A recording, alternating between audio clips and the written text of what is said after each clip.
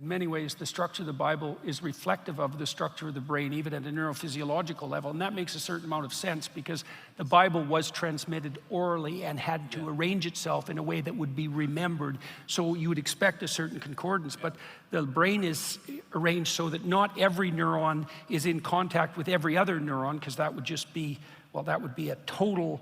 There would be just an absolutely undifferentiated unity of structure then, but that parts of it are linked to other parts, and parts are separate in a manner that optimizes both the simplicity and the complexity. And you have this exactly the same thing reflected in the biblical corpus, so which is also why it's an inexhaustible book. Like, there's an infinite number of pathways through it. I did a paper at Harvard with a couple of my students. We produced a measurement device, a questionnaire, as it happens, to assess people's lifetime creative production. And then we wanted to look at the relationship between various personality traits and their intelligence and their creative ability in relationship to their lifetime creative production. And in one of the steps, we had people make a collage out of a collage kit, and then we had artists rate the collage for its aesthetic quality. Yeah. And see, if you do that, so imagine you have multiple people rating the same production for beauty, then you can calculate how tightly related the ratings are. The inter-rater reliability across the judgments of beauty was extremely high. And so you could imagine that beauty is a category that has fairly wide boundaries, but that doesn't mean there isn't anything central to it. And then your claim is that it points upward, which I think is exactly right. Be careful who you share good news with. That's a good one. Because you want to share good news with people who are going to be genuinely happy for you. And that's one way that you can identify those people who are really on your side. I loved my wife from the moment I laid eyes on her when I was a kid. And if you love someone, it hurts you when you see them deviate from the thing that draws you to them.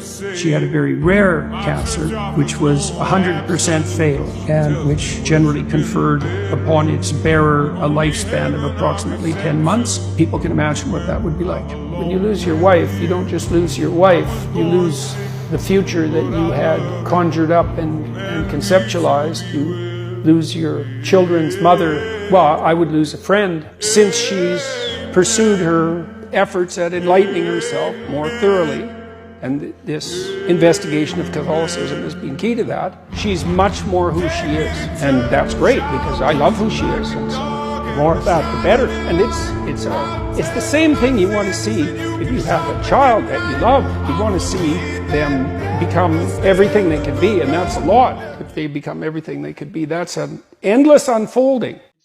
I found that extremely difficult, because I didn't really understand how widespread that demoralization and desperation was, and to see that on a large scale was really heart-stopping. So that's dangerous. And to add to the point, it exists within the music industry. Like,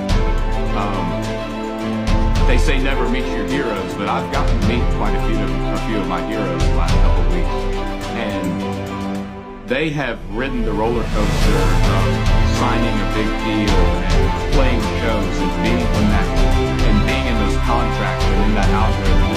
They are, I can't speak for everyone. There are some people who would be tilted more in the direction of the temptations and pleasures that being an Auschwitz guard would provide, right? There are some people who are more temperamentally protected against that particular sinful route.